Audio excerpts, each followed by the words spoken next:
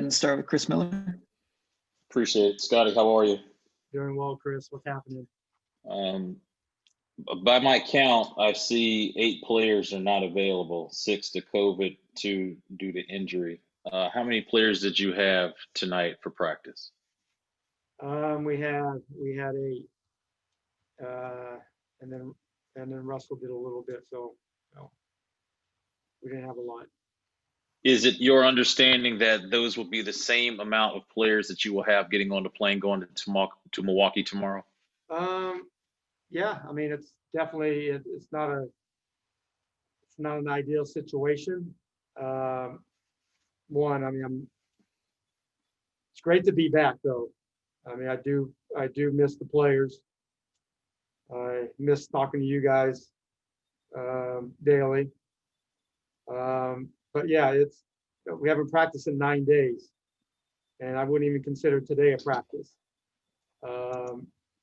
We haven't been around. I haven't been around the guys, so we basically just shot around and did some 5-on-0 offense. We had 8 guys, so it wasn't much, but we did the best we can. It's definitely a tough situation, but there's nothing we can do. I mean, there's nothing we can do. This is all, we're following the rules, and it's definitely a challenge, and we're just doing the best we can. Scotty, one more follow-up. Is there any way that any of the players that are on the health and safety protocol can catch up with you guys on this road trip? Is that your understanding? Yeah, I'm not sure. I'm not sure when. My guess would be probably not. Just looking at some of the other teams that have gone through it with a player or two, doesn't seem like anybody has as many players that we've had. But no, I don't anticipate that. Like I said, we're just going to have to just figure it out on the fly. It's not easy considering we haven't practiced in 9 days to start back up. You just can't just start back up and at game speed. You have to be very careful. These guys are world-class athletes, but they haven't done anything. It's like when you're out for a while and you have your buddies and play pickups like a weekend Warriors, and you all know how that ends up a lot of times. So that's why tonight's practice was very, very, very, very light. I wouldn't even consider it a practice. Scotty, best of luck to you guys. Thank you. DA?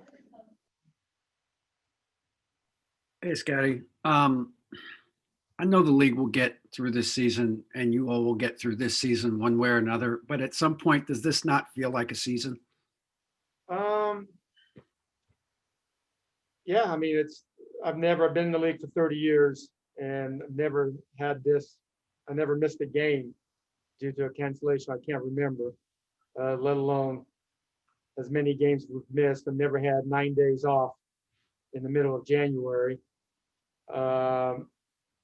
We're going to do the best we can. I believe in our guys. I know this is going to be a great part of the story of where we want to get to. We got guys, good leaders that are going to help us get there. But it doesn't seem. I mean, I knew that this could potentially happen. I mean, you're always worried, and it's real. We did everything to the best of our abilities, but this virus is real, and it's creative, and it figures out a way to penetrate, and it hit us, and it's hit us pretty bad. We got a pretty solid punches to the stomach, but we're gonna battle back together. Like I said, I love the group I'm coaching. It's going to take some time. It's going to take some time to get back in the game shape. And these are the guys that are healthy. It's going to take them back to get in game shape. And then the other players, it's going to take even more. We're going to be fine. There's a lot of other things in the world that are pretty bad right now, and this is down the list of tough things that we're going to have to go through. Ava?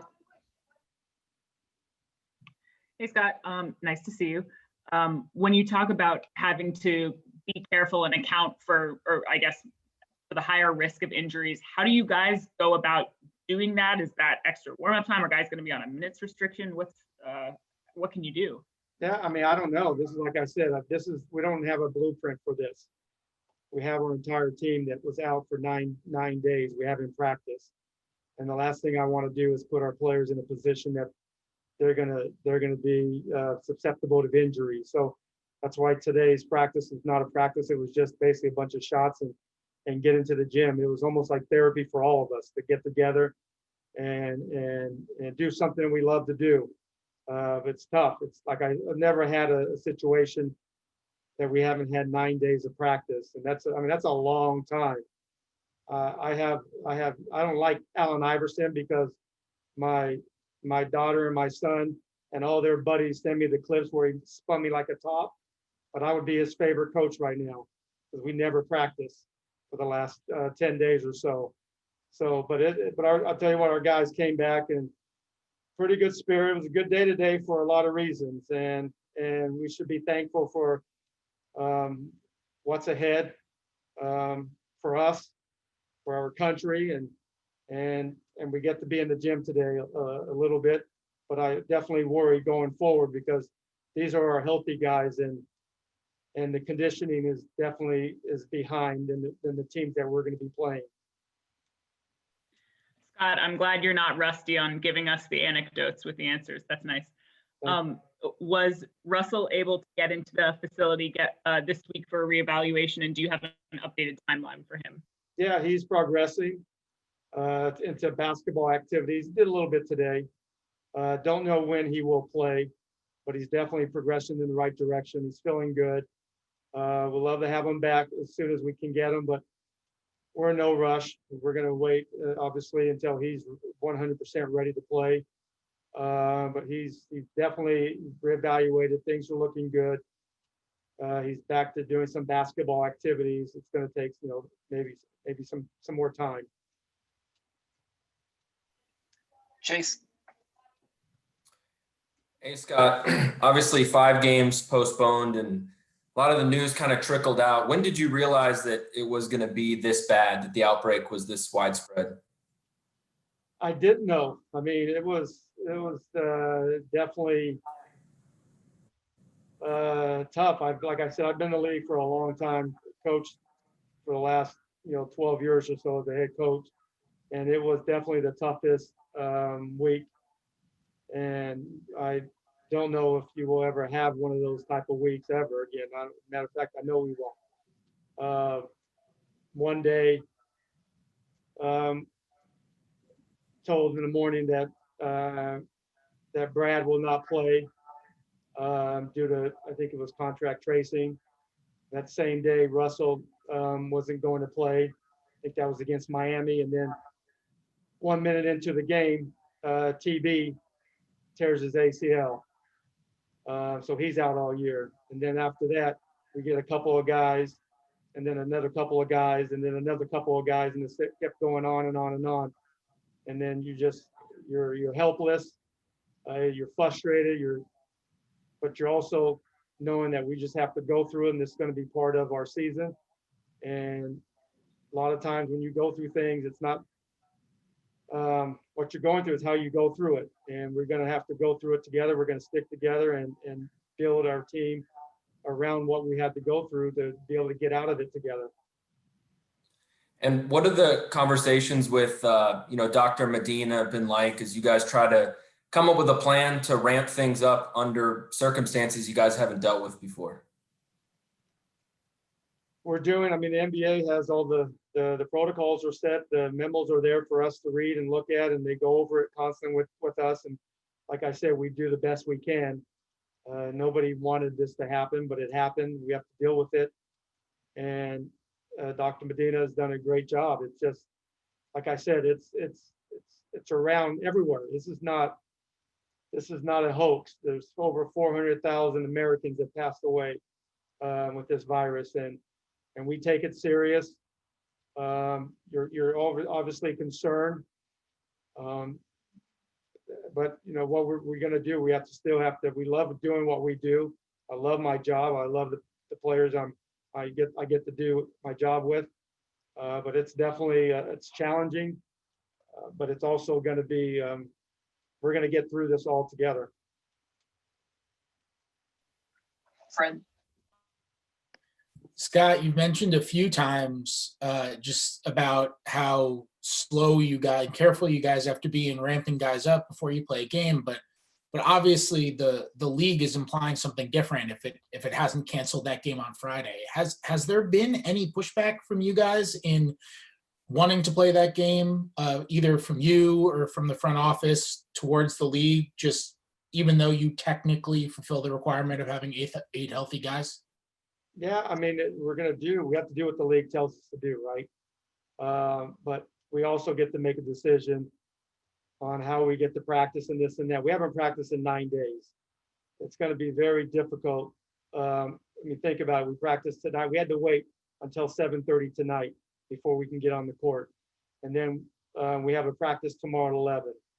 So what's that, 15, 16 hours later. So it's really having 2 practices within 24 hours. We're not going to be able to do much tomorrow.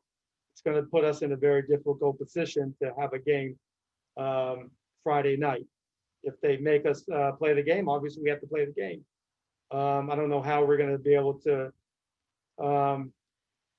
play it, but we're going to do the best we can with whatever the rules or the league tells us to do. I believe in the league.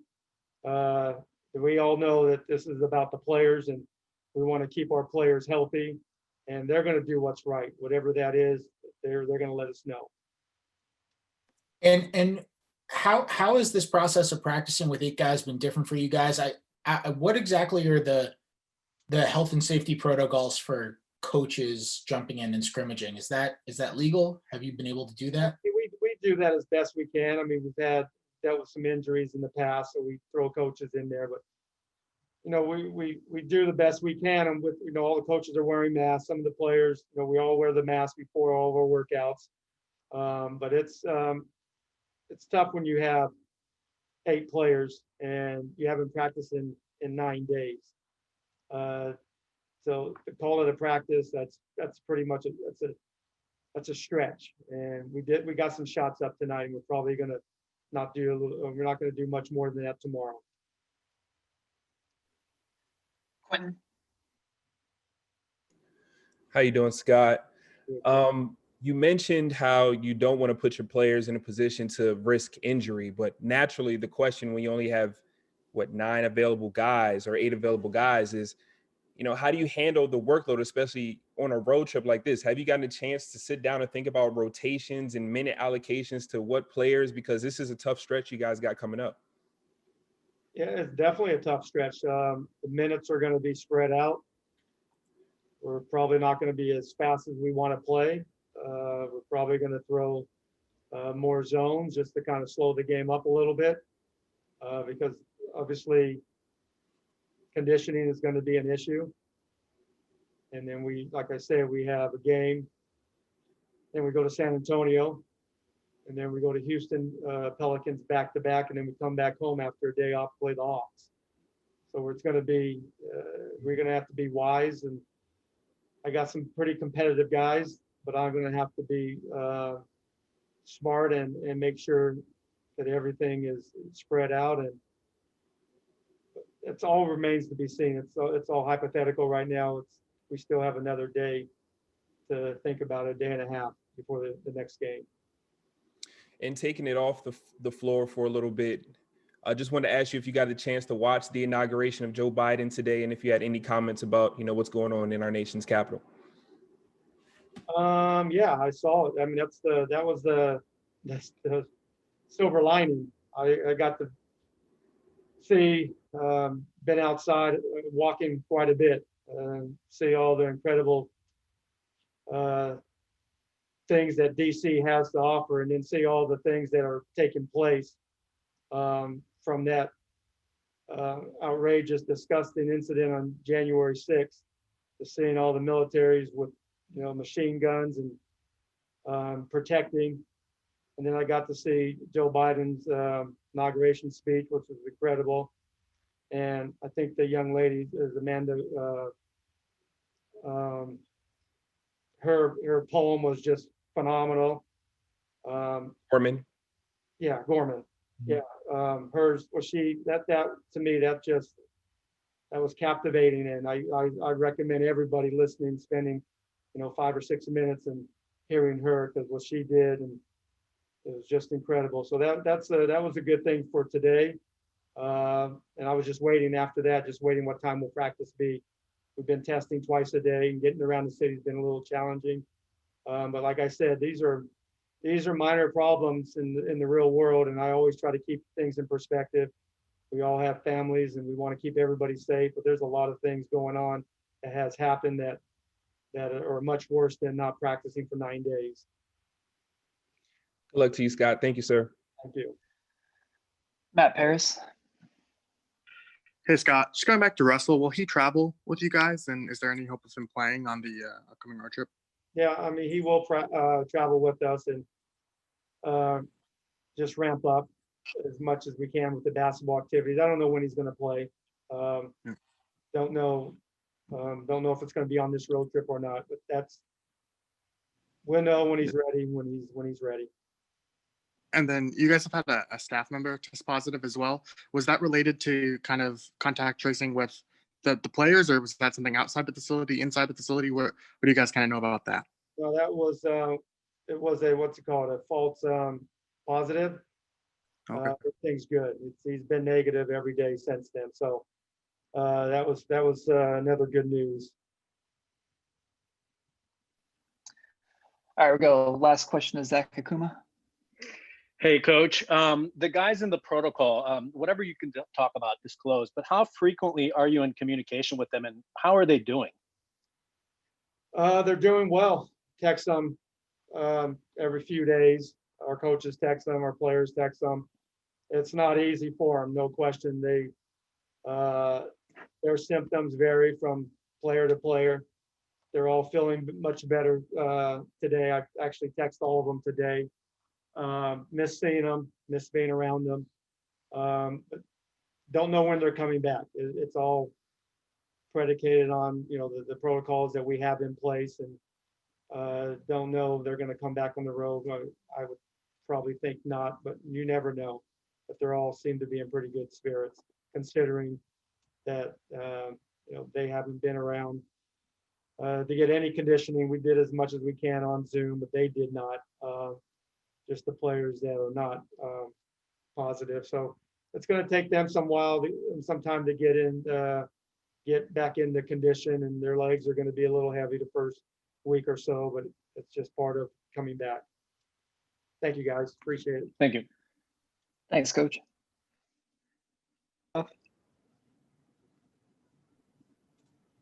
Brad, first of all, good to see you. When did you kind of realize that this outbreak was as bad as it was, and that you guys might miss as many games as you did?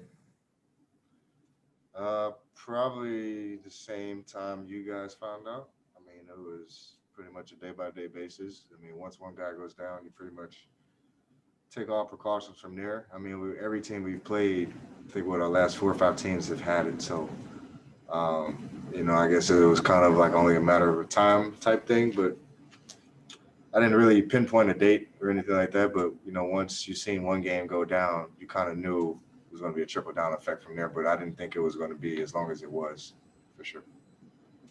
And as you look ahead to tomorrow night, or I'm sorry, Friday, your guys' next game that you guys hope to play, what do you think is going to be the challenge for you after not having practice for so long?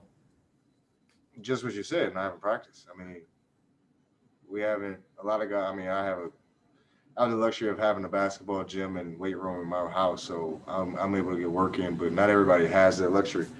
A lot of my teammates don't have that luxury. We weren't able to get in the gym for a week. So that alters guys' rhythm, shape, like that's just like a recipe for injury, honestly. I think we're fighting the league on it, but, if we got to go out and compete, we're always going to do that no matter who we have. But it is going to be tough being shorthanded. We already have guys out with injury. Now we add a huge chunk of our team, like over 50% of it with the virus now. So you take it for what it is, and, we got to we just gotta take it a day at a time. You know, we hear from the league tonight, hear from them tomorrow, and see what they want us to do. Chris Miller. Brad, you're the union rep for the team. That kind of leads me into my question to you is what are your options as a team communicating with the league on obviously the shorthandedness of the roster and the fact you guys have not practiced in 9 days? Yeah, I mean, we're going to fight on it. I think Russ and I will probably talk to Michelle tonight and, you know, just kind of really push her on it, push the PA on it, because the health of us is the most important thing, you know, and the safety of us, you know, and it goes far beyond the virus, you know, it's our physical health too. And, you know, us performing at the highest of our ability on the court. You know, it's unfair that other teams have been practicing, have been playing, have their constant rhythm. We haven't played in literally a week and some change. So it's going to be tough on us. You know, it's going to be real tough on us. Guys getting back in game shape, getting back in the rhythm. You know, that's going to be tough in itself. We've seen it happen before. Rachel Nichols. Hey, Brad. Hey, Rachel, how you doing? Good. Slight topic change from coronavirus, if that's okay with you. Talk about something else. Doing a project sort of celebrating Kobe Bryant, and I'm asking a bunch of guys around the league what they remember from the very first time they played him. So I don't know if that was your rookie year. What do you remember about being on the court with Kobe? There's a few things. The biggest thing is he shot the ball every time he had it. So that was probably the funniest and most memorable thing I loved about it. Two, I was always a fan of Kobe and Michael Jordan's footwork. And so I was always in admiration of that whenever I played him. And the final thing is he hissed like an actual snake. You know, whenever he wanted the ball, he would make a hissing sound. And it threw me all the way off. Like I didn't know that was a thing. And until somebody literally were wide open and passed up their shot to throw it to him. And I said, okay, well, yeah, if that's all you got to do to get the ball, maybe I might put that into my repertoire, maybe. But no, I think those are probably the three things that probably stuck out to me the most was just his confidence and his amazing ability to be able to get shots off, his amazing footwork, and then his demand for the ball always. Did he say anything to you? Did you talk to him at all? Yeah, I mean, he coached me up a little bit. You know, just welcome me into the league. You know, just staying aggressive, staying the course. It's a long year. You're going to have a great future and career and everything of that nature. It was actually crazy because last summer he had a workout clinic in LA, he and Phil Handy. And they actually invited me to come out, but the birth of my second born was around that time. So I actually missed the little training camp he had. And so I kind of kicked myself in the foot still to this day. I missed out on the opportunity. But, you know, it was an amazing story that he had, amazing legacy he left. And every time I played against him, it was only a select few times. But it was always great. Thank you. DA. Hey, Brad, just to follow up a little bit on what Chris asked, what are you hearing from other players around the league? I think tonight, there was a cancellation tonight with Memphis and Portland, so I think that's 16 games total have been canceled. What are the guys saying about this? It's tough, man, because a lot of guys are in a position to where they want to play. Like a lot of guys are, you know, they want to play, they want to make their money. But, you know, there's a lot of guys who are, their biggest thing is the health of them and their families and making sure that, you know, they're safe. And so it's kind of a fine line between the two. You understand every side and perspective of it. But it's a tough situation. You know, I think it's going to take a collective effort on both sides, PA and the league, and, you know, and just figuring out, you know, what's the best thing moving forward, you know, whether it's, you know, putting a hiatus to it or putting a pause to it or, you know, whatever, or canceling it, whatever whatever it may look like. You know, I think it's going to come to us all come together and, you know, figuring that out. But a lot of the players are kind of, it's like mixed emotions, mixed feelings. You know, a lot of guys want to play, they want to earn their checks. You know, they haven't played since March. I'm one of those guys, you know, so they're just itching to be out here. But, you know, at the same time, this virus is the most important thing, you know, and keeping us healthy and keeping us safe and keeping our families safe. And I asked Scotty this before. I mean, I have a feeling that the league's going to power through and they're going to get through this season one way or the other, just because they've started it. It's going to be hard to stop it. And you guys are probably going to get through the season one way or another, whether it's 72 games or less. But does this feel like a season to you? It's weird. It's weird. But honestly, it does. You know, once you're in between those four lines, I tell guys all the time, it still feels like a game. You know, even if the fans aren't there, Mm-hmm. you miss that crowd noise, but the intensity is still there. You're still getting hit. Still, you know, points are still getting put on that board. The action is still going on. So it still very much feels like a game. Like coming into the arena feels like a game. But I would say going through the protocols and everything in that sense, it definitely kind of makes everything a little bit overwhelming at times. You have to get used to it, especially when, you know, like I have to sit out a game and I didn't have the virus. And so that's an adjustment that's weird to me. And it's weird to everybody. So, you know, but it's what we got to do. It's what we agreed to do coming into the year. Yeah. But you know, we just gotta continue to, you know, push through like you said, we probably will. Fred, Hey, Brad. I don't know what your stance was on a hypothetical bubble coming into this year, but has the way this season has played out at all, has it affected your feelings towards potentially doing a bubble either for the second half of the season or the playoffs, or, you know, just implementing it in some way or some fashion? I mean, I probably wouldn't be totally against it as long as, you know, we have the same success I would say we had the first go around. I wasn't a part of, you know, the bubble the first time, so I don't necessarily know how all worked down there every day. But I know go through it here every day it's a lot. You know, we test twice a day at least for the last week, so that's very overwhelming at times. But you know, I feel like if we're able to be safe and everybody's able to just control the virus, control the spread of it, you know, I'm all in favor of it. You know, I just want to hoop. Hoopers hoop. Tim Reynolds. Brad, what you had said to DA a couple minutes ago, you had to sit out a game after the contact tracing and you didn't have the virus. What was going through the contact tracing process like for you? I mean, do you think it's subjective? Do you think it's fair? Just when you've got to miss time and you didn't do anything or didn't catch this thing, thankfully, how frustrating, I guess, is that to go through that process? I would say it's tough from the standpoint that I was already we were almost half hour before tip off. So I think that's probably what was a little bit crazy. It's like they just kind of snatched me up off the floor. But at the same time, it's precautionary. It's for our best, you know, our best interest, our best benefit, making sure we're safe and good. So, you know, as much as we may complain about it, you know, it's only for our own benefit. You know, but it is tough because you have to test twice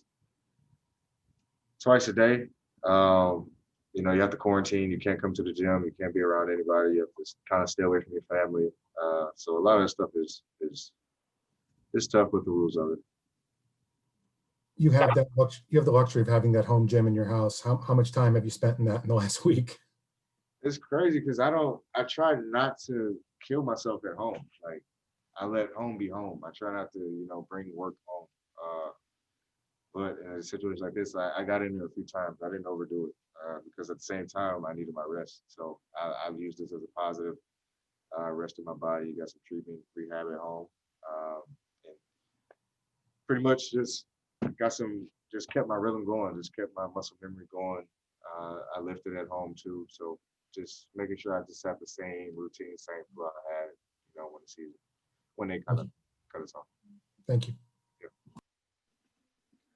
Olivia. Hey, Brad, hope all is well. You're a leader for this team on and off the court, and I'm sure you've had some time to think this past week. What do you want your mindset to be? What do you want this mindset of the team to be as you move forward and are able to get on the court again? Well, for one, is everybody's safe and healthy. You know, I feel like, yeah, we play a game of basketball that we all want to go out, have success and win that, but the health of everyone as an individual is always priority number one for me. So making sure that we all come back, we're 100%. healthy. Whether that's ailment wise, illness wise, whatever it may be. Knickknacks, bruises. Russ being back, TV being recovered to his 100%. 100% self. But that's what I focus on. Obviously we want to make the playoffs. Obviously, every team has that mindset and that ambition. And we still have that. We still have that drive. We still have that hunger. So hopefully we can just utilize this time that we can take advantage of it because a lot of our guys went through it. So hopefully on the back end of it, we won't have to worry about guys missing games because of the virus. But at the same time, we just have to just rally together, with what we have and continue to push, but definitely coming out with a new sense of urgency on the defensive end and just continuing to realize that that's our identity. Quentin. How you doing, Brad? Just want to know how you've communicated with your teammates over this hiatus of time. I mean, you are a leader as well as Russ, and you've been here for the longest. How have you kind of kept guys in good spirits, if you have, and just kind of trudged through this 9 days off from basketball and just being together, especially after you guys had just gotten some pretty significant wins over teams that people just thought you guys couldn't compete against? Yeah, it's tough, man, because like I said before, my biggest concern anyway is making sure the guys are healthy, so we have a group text thread that, we just check in with each other and making sure everybody's good and safe and healthy on a daily, make sure nobody has crazy symptoms or anything, they need anything, just reach out and help. But I even offered as Russ to come shoot the other day. I know we probably can't do that, but it's just something to do. But it's, we got what we got, but I think we have a great team. Our camaraderie is good. We love each other. There's no character issues or anything like that. But, we try to stay in touch with each other as best as we can, through our group chats, making sure we're all safe. And we got a little work in with our strength and conditioning coach, via Zoom. We did the most with what we had. We worked with what we had. So wasn't easy, but we managed. And also, you've been very vocal recently in terms of the events happening in the Capitol and in Washington, D.C. in general. Was it refreshing for you today to see a new president in office and just everything that went behind the inauguration of Joe Biden? 100%. I want to congratulate Mr. President, Mrs. Vice President. It's remarkable, honestly, to witness her speech, and the entire presentation that they had. From him giving his speech about unity and democracy and bringing the nation back together in a beautiful way, and then motorcade driving by the tomb of the unknown soldier, and just seeing how many troops laid their lives down on the line for us all to live, and that hit home for me, and it was special that he did that because it was just like, as much as we have a lot going on here in the world, like these men and women laid it down for us to breathe the air we breathe, and they go over there and fight, not for Republicans. They don't fight for Dominicans, the the Democratic Party. But they go over there and fight for us Americans, everybody, so that we can breathe the air we do. So, that was very special in a lot of ways. The poem was remarkable. Very touching from a 22-year-old woman, and it was just very heartwarming to see, especially after the events we just had at the Capitol. You go from two totally different scenarios of violence, of rioting, to a peaceful transition of power. That was pretty dope to see. Appreciate it, B.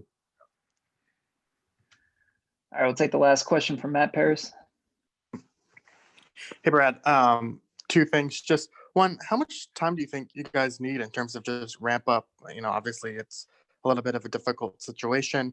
And then two, just when guys are testing positive, how worried that, I don't know, that you could be next, or what's kind of your thought process there? Yeah, you always get nervous. You always want to, don't touch me. You always kind of have that mindset. But it's it is what it is. We kind of you just never know. You know, you just continue to wear your mask, you continue to do your protocols, continue to wash your hands, sanitize, you know, social distance, do everything that you're supposed to do. And, you know, you just hope for the best in that sense. In terms of how much time we need to come back, I mean, it's hard to put a date on that, you know, but I know one day is not, I mean, I know that's damn sure not enough. Especially after being off a week, you know, that's just a recipe. Just think of guys just coming back to play, just being hurt, like, you know, getting your body back used to that physicality. This is the highest level of basketball. This isn't like we're just coming out and playing rec ball, you know, so we got to respect our bodies and respect our crafts and what we do. And, you know, making sure we're healthy and, you know, doing it the right way with the right preparation is always key and important. So we're going to stand strong on that. And hopefully, you know, the league hears us on it. But regardless, you know, if we got to go out and hoop, we got to go out and hoop. My guy or gal, thanks for watching this video. Don't forget to like, subscribe, comment, hit the notification bell, and share this video for the latest on sports, progressive politics, and pop culture. Slat.